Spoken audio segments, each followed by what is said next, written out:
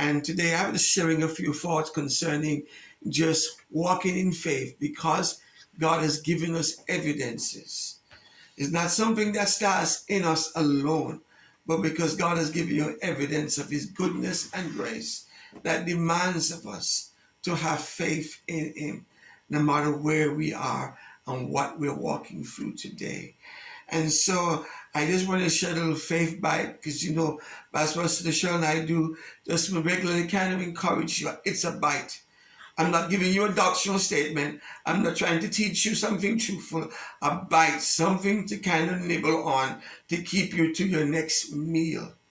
And so this morning, or wherever you find this, if you can with me, just turn in the scriptures to Matthew chapter 14 and verse 22 down. You'll see a situation arising in the ministry of Christ and His disciples. It's the feeding of the 5,000 with the bread and the fish. There's 2 bread, 5 fish, and they were feeding them. And after they feed the 5,000 men and the women and children, so there was more than 5,000 people that were fed by this miraculous amount of provision by one child. Do not ever doubt that God can meet your need by one simple act of obedience, by one simple person. Some of us are saying it's just not enough. Oh, it's never enough. But when God touches it by the power of the Holy Spirit and by God's great grace, it multiplies. And so after it was multiplied and it fed everybody else, everybody looked around and says, this is the kind of ministry, in fact, we need. This is the kind of person. Because Jesus now was now elevated because of the powerful evidence of His provision for their lives. Like many people, after you've touched them and met their need, the next step was to make Him king, establish His ministry, build Him up. Jesus knew the intention of the hearts of people. And in verse 22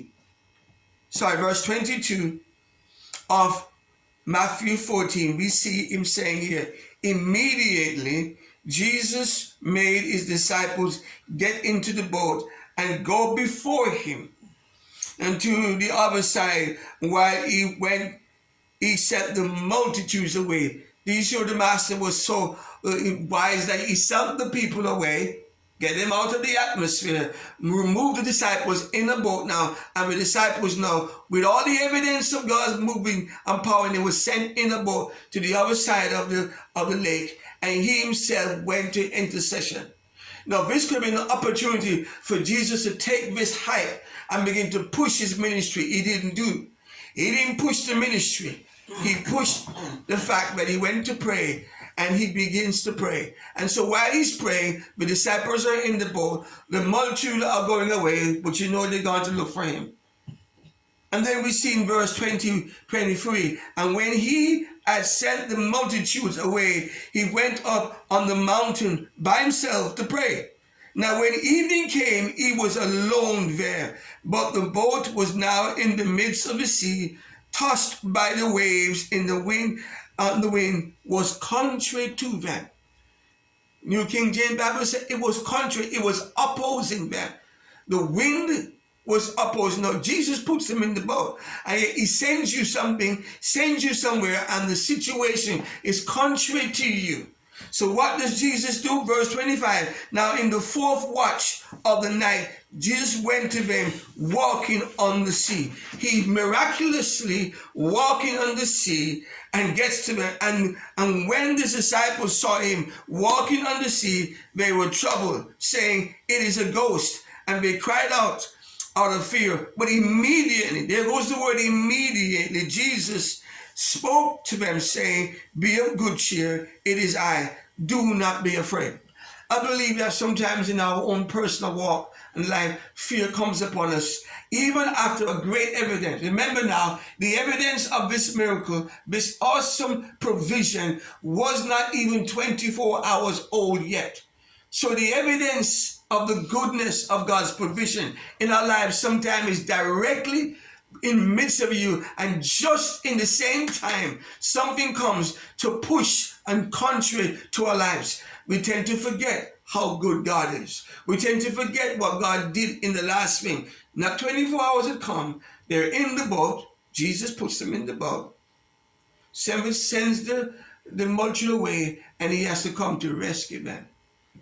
He's watching over you and I today, no matter what we're walking through. They're in the boat and the ocean. It's my belief that this was a direct attack from the enemy to take out these disciples. And in fact, literally were his disciples, and Jesus was not going to lose anyone. He comes walking on the water to get to me, and the first thing he says, be not afraid. You know, the first thing for us to let go of is the spirit of fear, so that God can speak and we can receive the provision of God. Wherever you are right now, we want to leave this with you today. For you to receive what God's grace for your life, fear has to go. Fear cannot be in the place where he is about to do something supernatural in your life. So that when he sends it to you, when he brings it to you, when you receive it, you have to let fear go and faith in him arise in your heart. Easier said than done, I know that. But it's something we're going to practice, because Jesus comes walking on the water. Now, the evidence of God's provision was right there. They had just remembered that 12 baskets of food. And now, in the midst of the provision, there is something contrary to them. Don't expect because God provided you today, you won't face something tomorrow or in the very day. Let's trust God in the midst of every situation today.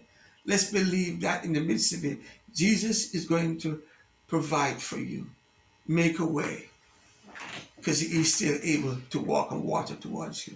Have a great day. Be blessed. Remember, he still walks in water for you and I.